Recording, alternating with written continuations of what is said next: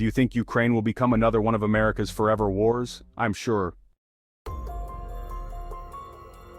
that there are personalities in Washington who would welcome that. Senator Graham may well. I think you have to admit that you have these people that have no idea what they're talking about. They don't understand the consequences for the Ukrainians. They don't even understand the potential consequences for us. And we seem to be ready to turn whatever is left of Ukraine and its homeland into a wasteland. I don't think that's what anybody set out to fight for, Colonel. Douglas Macgregor has repeatedly pointed out the effectiveness of Russia's precise and devastating tactics. Today's developments on the battlefield only confirm his analysis. Over the past 24 hours.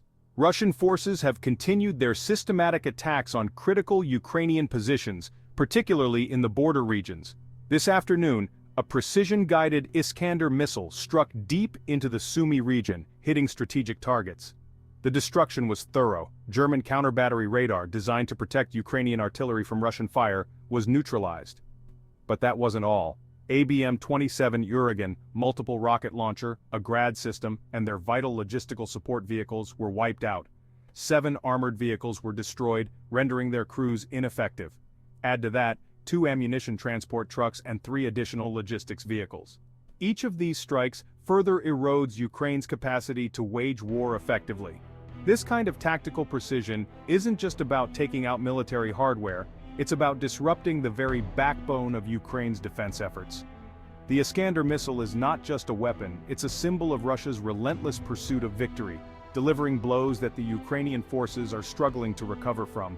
It is clear each strike is meticulously planned, each target carefully chosen to cripple the enemy's capacity at its core.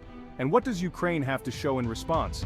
Nothing but silence as their forces are dismantled piece by piece. But these aren't isolated incidents. This is part of a larger picture. Let's delve into the next set of Russian achievements and see how the battlefield continues to evolve in Russia's favor. As Colonel Douglas Macgregor has frequently emphasized, superiority plays a decisive role in modern warfare, and Russia's recent operations prove this point once again. A Russian Su-35 fighter jet, lying in wait like a predator in the sky, successfully ambushed and shot down a Ukrainian MiG-29 near the northern border. This is yet another demonstration of Russia's air superiority. Ukraine's air defenses, already crippled by months of relentless attacks, couldn't prevent the loss. Another MiG down, another Ukrainian pilot likely gone. These are not isolated incidents. Each downed aircraft represents not just a loss of hardware but a critical loss of trained personnel, which Ukraine cannot replace fast enough. The cost is immense. Just imagine the cumulative effect of these losses.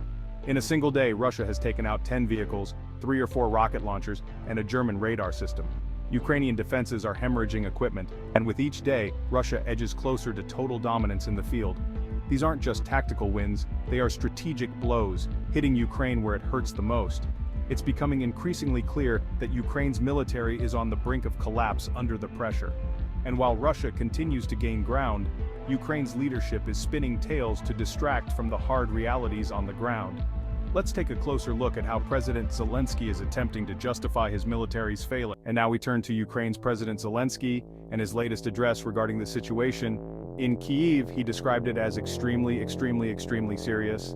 That's right, 3 times extremely. He really wanted to drive the point home. But there's more. In a bizarre twist, Zelensky claims that the failure of Ukraine's operations in Kyiv was actually a stroke of strategic genius. According to him, if they hadn't carried out the Kyiv campaign, Lviv would have been lost entirely. His logic? Losing Kiev was a necessary evil to avoid an even greater loss in Lviv. The irony is thick. Zelensky's rhetoric raises more questions than answers. His desperate attempt to frame Ukraine's failures as successes is nothing short of laughable. It reminds me of a story from childhood. Imagine getting mugged for $20 and the thief gives you $5 back, telling you, "I only took $5, be grateful it wasn't worse." Someone else would have robbed you anyway. This is essentially the narrative Zelensky is pushing. If they didn't lose Kiev, they'd lose Lviv, but now they're poised to lose both, with no real victory in sight. Zelensky's words may attempt to mask the reality, but the truth on the battlefield speaks louder. Let's take a look at the hard facts and losses Ukraine has been suffering on the ground. On multiple occasions, Colonel Douglas Macgregor has warned of the inevitable collapse of Ukraine's defensive lines. And, well, today's reports show just how accurate his predictions have been. The situation on the ground paints a stark picture of Ukrainian losses. Day after day, Russian forces inch closer to total control over key areas. Reports indicate that Russian troops are now within 200 meters of several key positions, including Kalinov, Mifa, and SFA.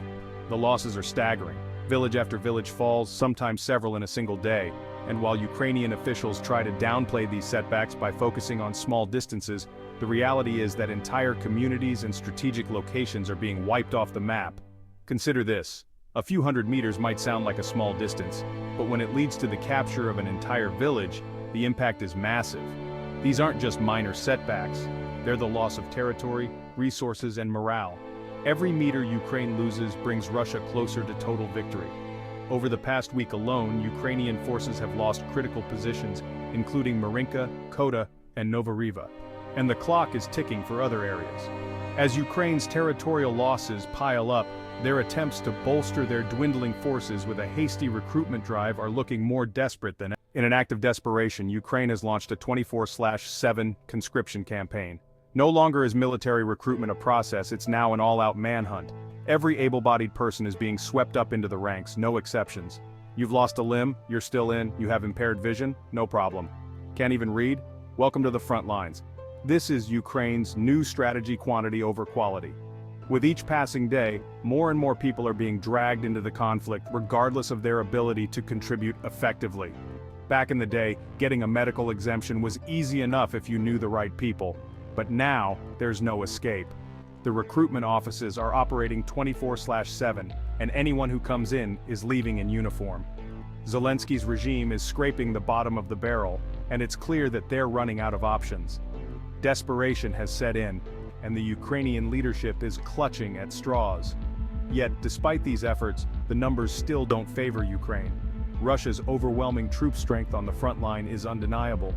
Colonel Douglas Macgregor has long stated that the sheer numbers on Russia's side would be a decisive factor in this war, and the facts speak for themselves. Let's break down the numbers.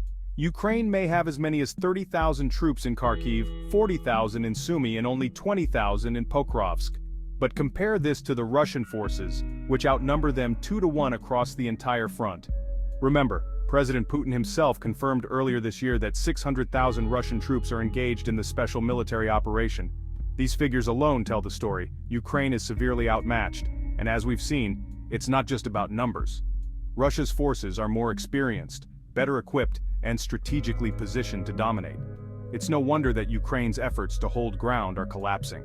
With Russia's overwhelming strength and Ukraine's increasingly desperate tactics, the conclusion of this conflict becomes more and more inevitable. Each day brings new reports of Russian advances and Ukrainian retreats. The disparity in numbers is just too great for Ukraine to overcome. As we witness this disparity in numbers, it's clear that the battlefield is tilting in Russia. And now, the big picture. Russian forces have captured 80 strongholds since the beginning of the year, among them key towns like Novotoretsk and Galaz. These are not just random villages, they're critical to the overall military strategy in the east. Russian forces are advancing relentlessly, and with each new victory they gain more control over the region. And yesterday, Kostiantynivka fell into Russian hands. Soon we expect Novorivka and Svatove to follow suit. The tide is turned and Russia's momentum is unstoppable. Compare this to Ukraine's so-called successes: 53 villages, 1 town, 1 city. This is what they've managed to achieve after weeks of hard fighting.